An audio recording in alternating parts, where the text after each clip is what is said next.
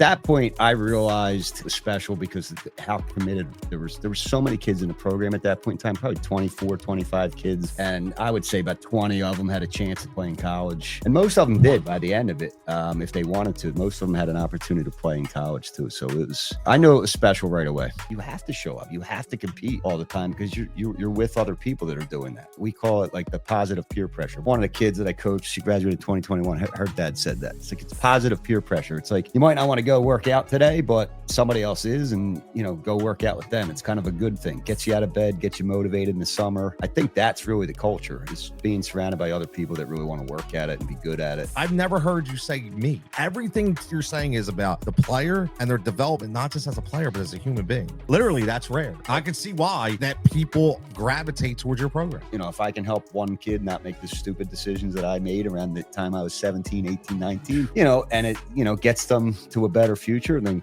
how cool is that I could be a part of that? Welcome in, everybody, to this week's episode of Fighting for Overtime. I'm your host, Coach Tony, and as always, bring you the best guests, and I'm honored for this guest, okay? And I got to introduce, because, listen, this is Mike McDonald, the head coach of the Archbishop Wood girls basketball team, known for leading them to multiple state championships since becoming head coach in 2015. Now, 6-time state champ. I had to write this down. Okay, 3-time PCL champ, 11-time district champ, Cardinal Doherty lineage to St. Cecilia's, to Archbishop Ryan, to Chestnut Hill, and now to Archbishop Wood since 2015. I have to say, I'm totally blown away. I should have rolled out the red carpet for you, brother. I appreciate it for you. Listen, this guy's been on ESPN, Sports Illustrated, and he comes a little old Tony's podcast for Fighting for Overtime, brother. I appreciate it, man. How are you? You having me on. Oh, man. Great to be here. You come from I've been getting people in my ear, man. You got to get Coach Mike on. You got, shout out to Noel Baxter, I got to get Coach Mike on. Shout out Michaela Finnegan, Delaney Finnegan. The lineage goes on, man. But man, you've been doing this since 2015, right? I've been at Wood actually since 2013, 2014 season as an assistant. I was an assistant for my first 2 years. I actually took over for playoffs in my second year. Oh, wow. As the interim, and then became the head coach in 2015. So it was unexpected. To be the head coach? Yeah. Oh, absolutely. I still remember when they said, you want me to be the head coach? You want me to be, again, I think I was like 28, 29, something like that. And it was, yeah, so I didn't know if that was what I wanted to do. I just tried to stick with what they already did, and so it worked out. If I'm correct, and tell me, I was reading, so your dad played basketball and your mom was on a bench as well? My dad coached. Okay. He coached us at St. Cecilia's JV. And, okay. He probably coached some Foxrock teams.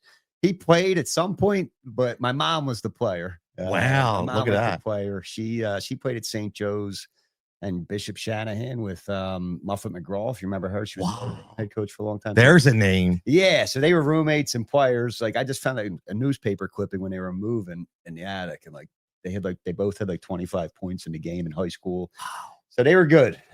She's in the Big Five, or the St. Joe's Hall of Fame for women's basketball. So she's St. Joe's, man. Yeah, she's the real deal. She's the OG. She's the OG. But my dad coached for a long time. He did pretty good too. My mom coached at Doherty for about 11, 12 years, something like that. Oh wow, I didn't know that. See, this is what we learn about, right? Now, you said it was unexpected. So when you took over at Wood, what was your vision? Try to just do what they were doing. They won 3 straight state championships back in 2010 to 2012. Okay. And I know, again, I was fortunate to coach with Jim Ritchie, who was the coach there for about a decade, and then John Gallagher for 2 years after him. Okay. So I learned from, 2 of the guys that built it and were doing a great job, and they taught me a lot. So that was they were probably 2 of the most important seasons that I had as a coach, was learning from them first of how to run a high level program. So, but at that time, no, I was more like, don't screw this up. Don't screw this up. They get in this championship game almost every year. Don't screw this up. So that's a lot of pressure, man. It is. And I felt it, especially that first season when I actually took over as head coach. I think I felt it. Probably handled things with under stress. I remember just being more relieved at the end of that first season when we won the championship. It was kind of like I needed just a break. It was almost like I didn't breathe for an entire year. we won the championship, and it was like, all right, I can go breathe somewhere. And, Finally. Finally. Yeah. So, oh man, that was a lot. Listen, the pressure mounts, man. Now, was there a defining moment possibly when you said you realized, you know what, I'm getting past these first couple years, this could be something special?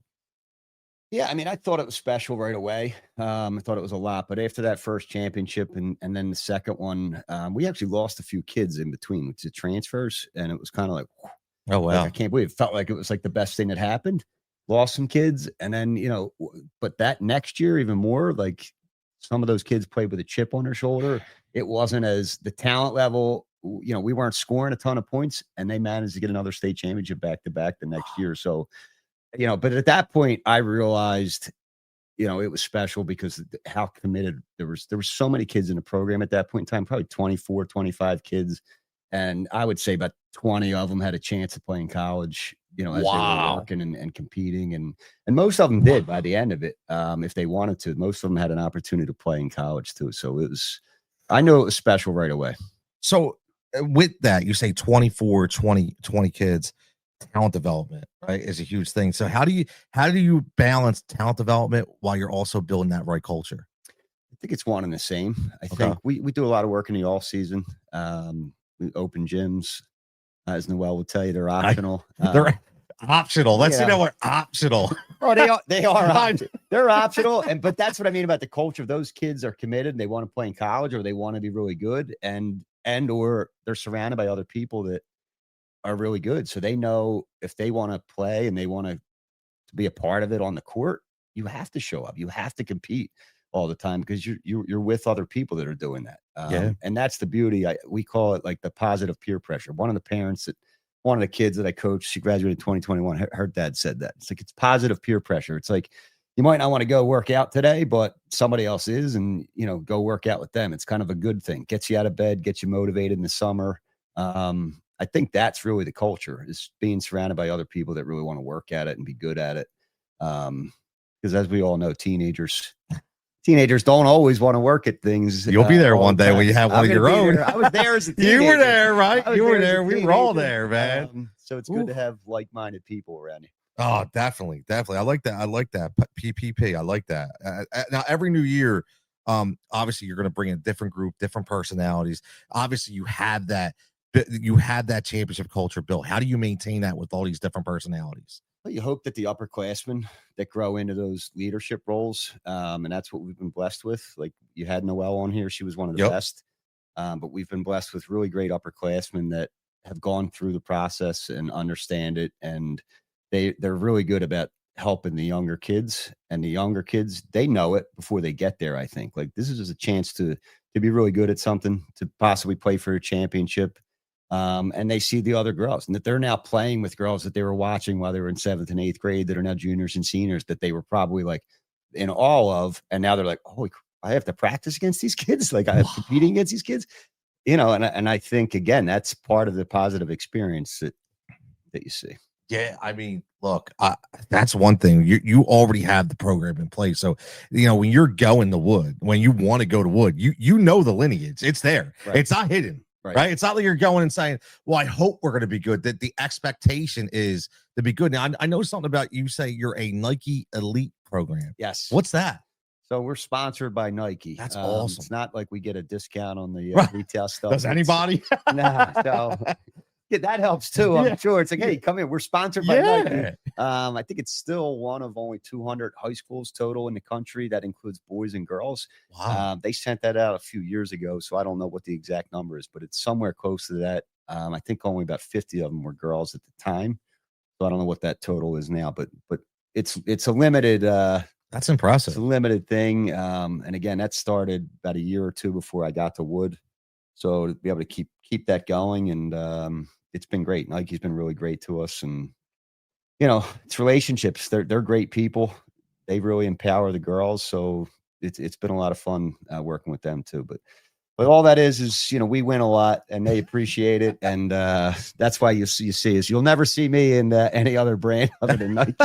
Wait, I better, am I on video with my answers on? I better be careful, man. That clip. Yeah. Yeah, people are listening to this.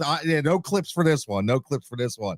Nah, man. Listen again. We're talking to head coach Mike McDonald, the girls basketball team at Archbishop Wood Varsity Girls.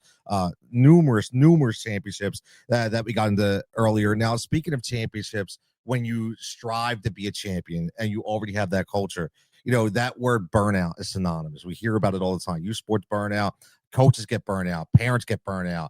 I want to focus on you for a minute because you are a father, you're a husband, and it's a big commitment. Have you ever had your battle or even said, I need to slow down or I might be burnt out myself? Every year. So it's every year. I was just talking about this at our golf outing with some of the parents. I said, I wanted to quit after my first season. And actually my mom was an administrator because you can't quit. It's your first year. They just hired you. You can't quit. But that's what, at the end of every season, it's a long season, especially if you make it to the state championship game. It's a long year. And again, it is a commitment.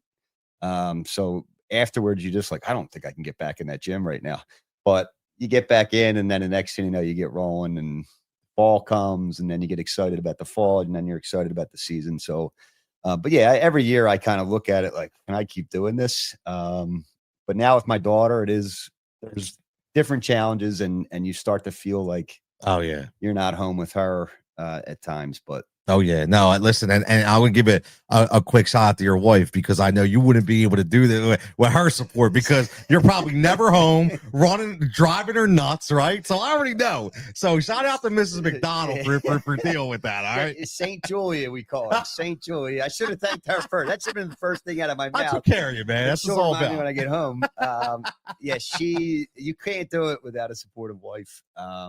She's incredible. She's incredible to my daughter and she's incredible to me. And, again, she's part of our Wood family too. She loves the girls, gets to know them, comes to support, she's a huge fan. When I come home and I'm negative, she's like, maybe they just need a little positivity, that kind of thing. So she gives me balance that way, whether I want to hear it or not. So she's kind of like the secret advocate behind the scenes, man. I like this. She's it. We're learning, man. We're learning here. It. Yeah. I love it, man. I love it. Now, you mentioned about earlier off record, we were talking about kids playing all year round, right?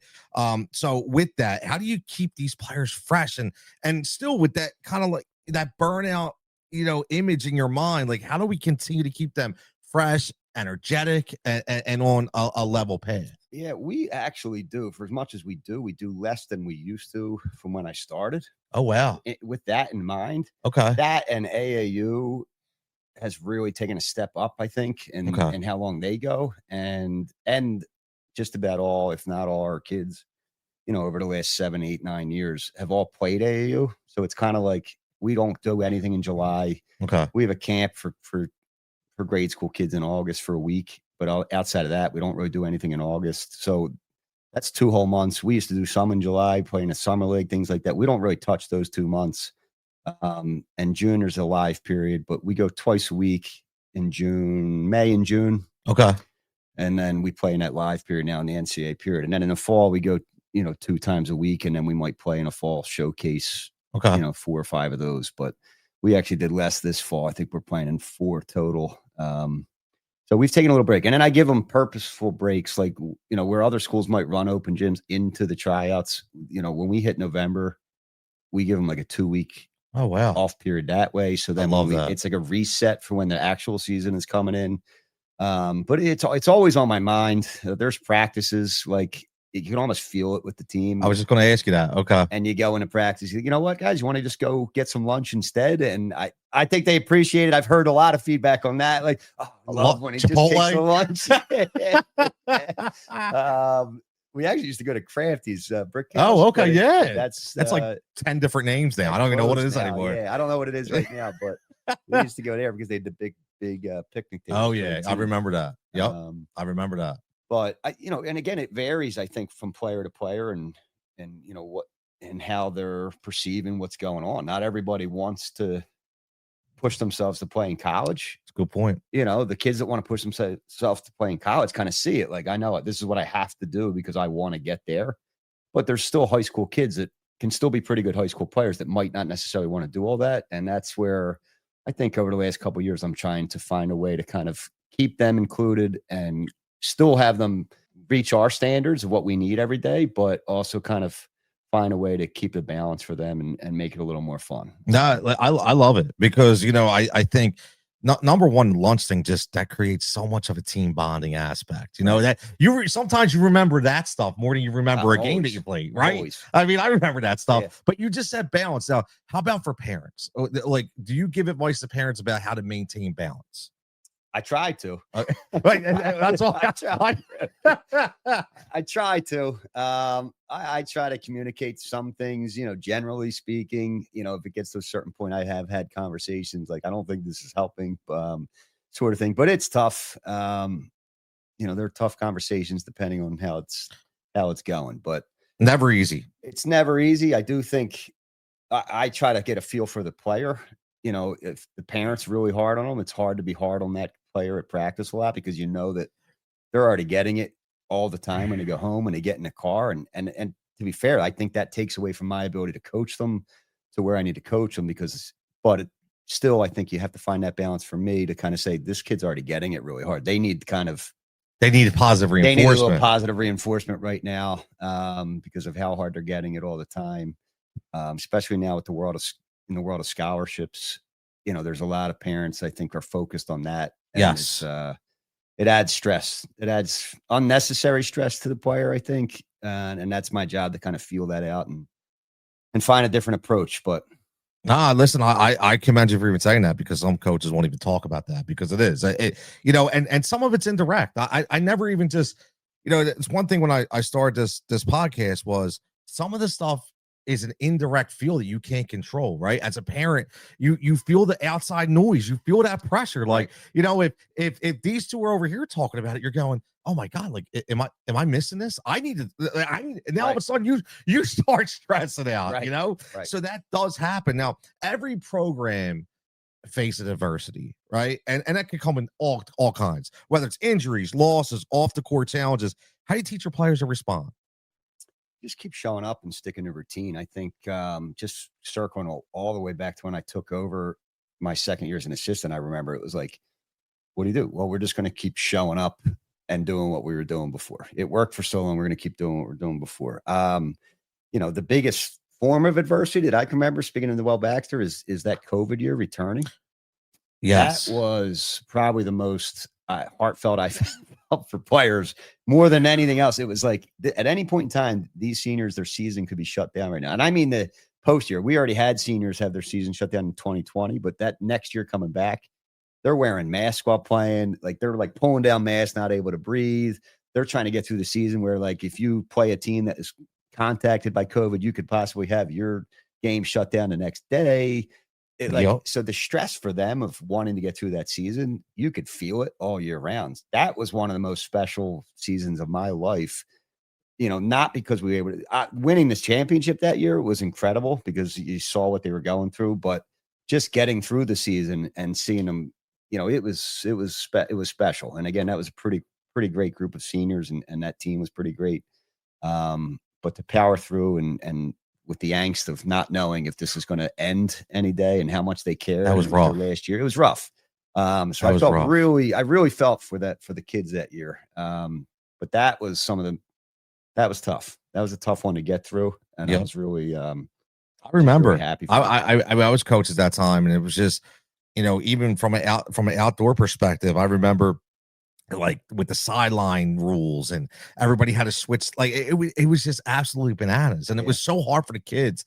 It was like, how do we just get these kids to continue to have fun? Because they were miserable. They couldn't play the way they wanted to play. It was a really, really tough year. Now, when your players graduate, okay, we're going to fast forward a little bit because one thing I've learned about you is you aspire to create the entire athlete as a whole, right?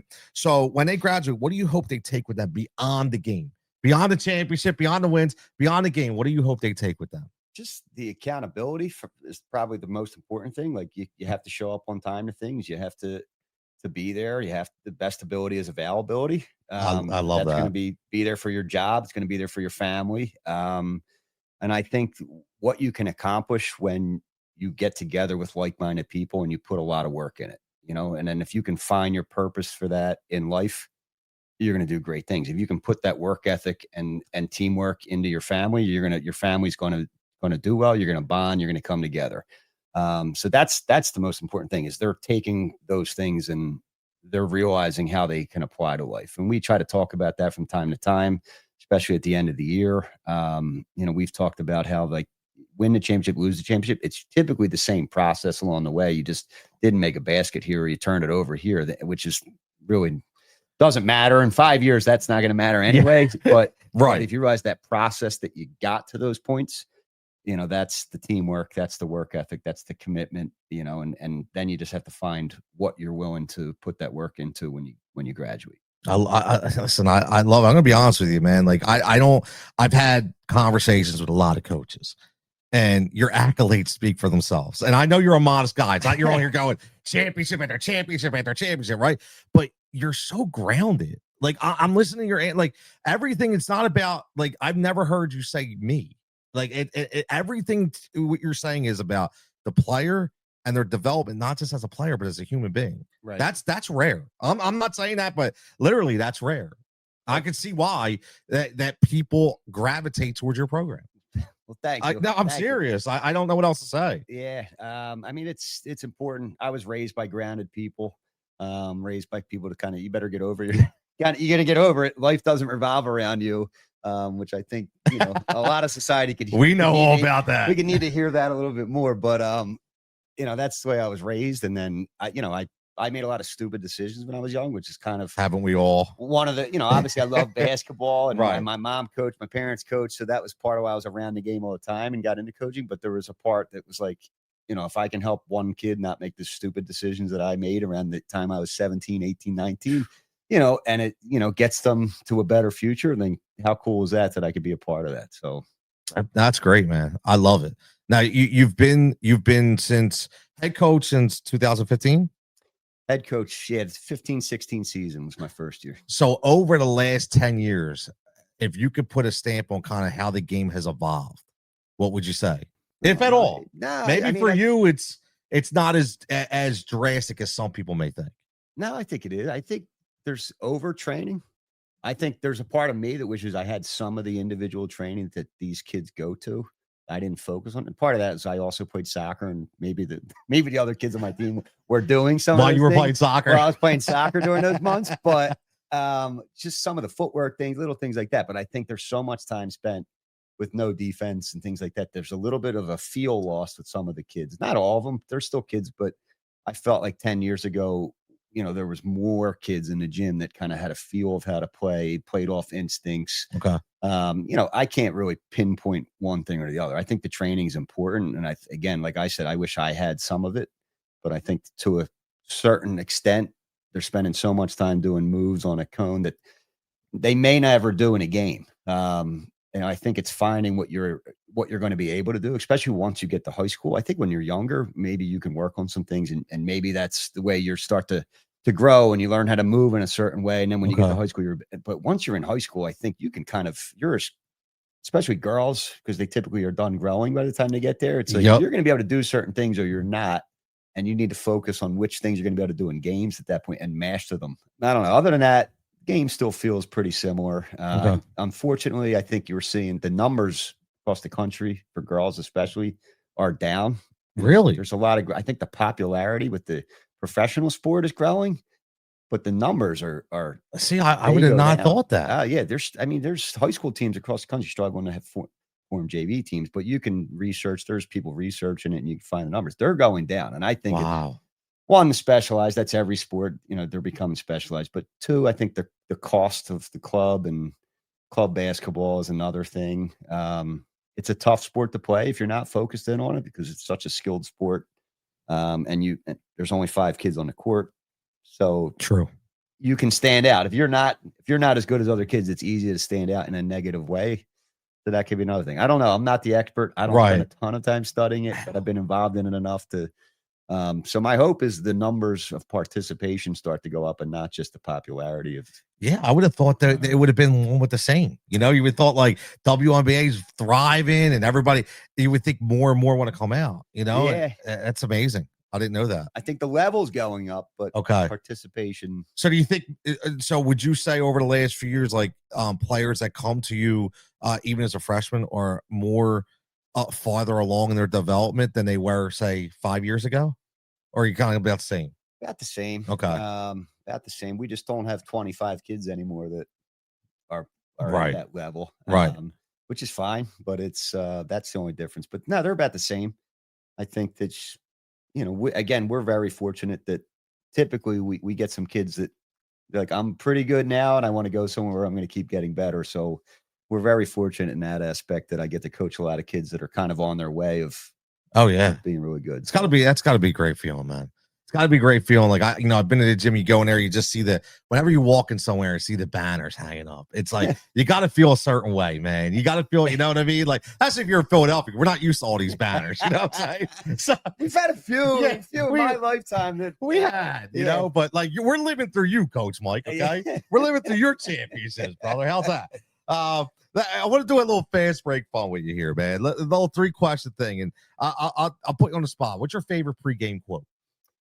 The one I use the most is probably to just play for the person next to you, and that's basically. And I kind of elaborate while I'm talking to them, but it's basically just to remind them that if they focus on making the person next to them better as a team, you're more likely to play better.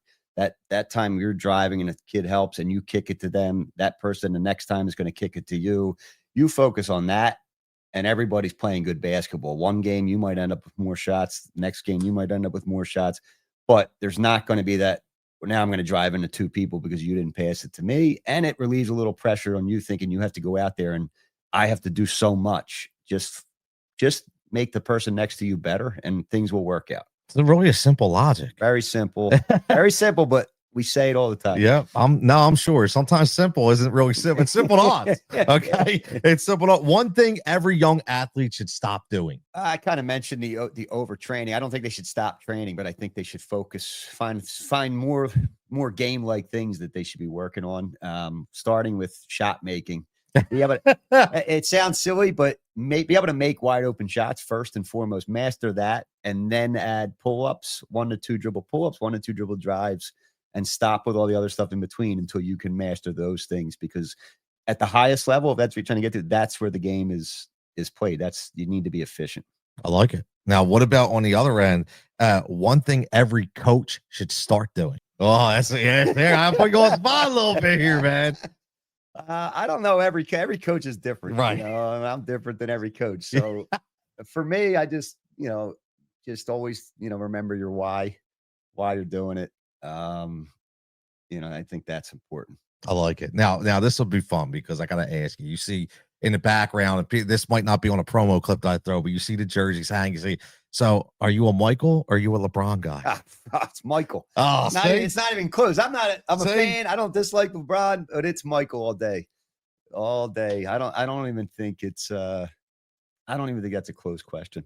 I don't. So when you hear the girls talk, right? You hear the kids of today talk. All right, you hear more like LeBron talk, or because I feel like it's kind of shifting a little bit to Michael. Well, back to Michael. Yeah. I do. I can feel the shift. It's almost like LeBron stayed too long now. That's what I think. What's happening? Yeah, maybe. That's what I think. What's happening? Maybe. I think LeBron's incredible. I think. Oh, me too. I think you put other guys around him and he makes them better for sure. He elevates everybody because of the way he plays and his IQ. But game on a line, I just think he was dominant. Michael Jordan was dominant, and that's what I always say. It's like I know over time. What's he? Is he 40 now? LeBron? Yeah, he's about my age, right? 41. He was something like that. And I feel like he's going to play for like another 2 years. Right? It's crazy. It's like. I mean, look, God bless him. I wish he looks better than I did when I was 20. You know what I mean? So, that's without a doubt. Yeah, wow. He's incredible. I don't mean it, but no, I'm with you. It was Michael Jordan was also like big time in my childhood of wanting to play basketball. I thought I was going to someday. We all want to be like Mike from the foul line and dunk, and I had a remember the Jordan Jammers? Sure. I had a Jordan Jammer. Yeah, just I just show my age, right? So I grew up in Wisconsin, so we had an alleyway. Yeah, people in the suburbs, we had an alleyway, and we had 2 Jordan Jammers. We were running full court Jordan Jammer games. We were doing Wheaties, dunks, and everything, man. Like we all wanted to be like Mike. Yeah, I don't see people going, I want to be like LeBron. I'm just throwing it out there. I don't see that. No, Not from that aspect. Right, not from that aspect, but no. Right. All kidding aside, the guy does an unbelievable job in his community. He does an unbelievable job for kids. So I'll never take that away. I always say that I'll never take anything away from LeBron the person. I'm just not a LeBron fan of the player because I'm a Mike guy. I feel like I'm a traitor if I do. You know, I'm just Michael Jordan. Any Right. argument you want to argue that anytime you want, but I'm Michael Jordan. That's it. I'm just Mike, man. I'm just Mike. Now, today's basketball thing, man. I got to ask you. Well, like you look at the Philadelphia 76ers and you look at the way they're built and you look at Joel Embiid, man. Like, can you foresee a path to where we say this guy can still carry a team to a championship? There's nothing from last year that says it. Obviously, without him out there, I guess it's like a question. Like, I feel bad because I feel like he was so dominant. I feel like he's just been breaking down. Right. You know? Yeah, I mean, I'm obviously a team guy, and I just feel like, and the NBA's a little different. They're like, they attack the mismatch, but I just think there's like the way the Warriors were, they had incredible players when they went on a stretch. The same thing with the Spurs when in that run of championships, they had incredible players, but they just moved the basketball. Everybody's in rhythm. So now at any point in time, the next player's in rhythm hitting a shot. And I just think that's what makes a championship team. So I agree. I don't see that with these Sixers teams. I agree. I agree. The Harden thing was a little strange. I think this is strange. I think they were just trying so hard because I think they saw. Yeah. We only have, Father Time is undefeated, right? So we just, big man with that ability, eventually, like, I don't know how long it's going to last. Right. But you bring out that Spurs team, man. Everybody can hit shots. Ginobili, Tony Parker, everybody was hitting shots. Didn't matter. Right. And you go way back to the Sean Elliott days and the Big Shot Bob days, right? So, I'm with you. Where can people follow the program or catch a game this season, Coach Mike? You can catch us at Wood. We play 6 home games this season, but not until January. Okay. We go to Florida, Virginia 2 times in December. Ooh. And we go to Brooklyn in January. A couple spots like that, but come January, we'll play PCL games in the area and at home. So it should be pretty competitive this year. A lot of the usuals are at the top of the league, and we'll be competing for a championship again. And then always follow us on Instagram, Wood Girls B-Ball on Instagram, on Facebook, Twitter or X, whatever it's called now. I don't know what it's called anymore, man. Yeah, we're on there. So I don't know what it's called anymore. Follow us there. I mean, we post a lot of stuff to try to promote the program and the girls. So, and it'll all be in the description for anybody listening to this podcast. All you do is click on, it'll be a clickable link. You can go right to all their socials and you have a website as well, right? woodgirlsbasketball.com. So that'll be on there as well. Now, if you could give, as we close out, one message to young coaches out there trying to build something special, what would it be? Just be all in. Just be passionate about it. If you don't love it, I wouldn't do it at all, because it'll get to you. You have to love it. And I think make sure you have a great supporting cast to ask people questions. Maybe find coaches that you might feel are a little bit smarter than you around you, especially in your starting days. I was very fortunate to have some really good assistants. And as I mentioned, my 2 predecessors. So if you're looking to do something big, make sure you have people that know what they're doing, and don't be afraid of having smarter people around you, but be all in, be passionate about it. And most important thing is just love the kids most. Love them most. Love them most. Be all in. On that note, man, I really appreciate it. Hopefully we can get you back on when you win the next championship this year. How's that?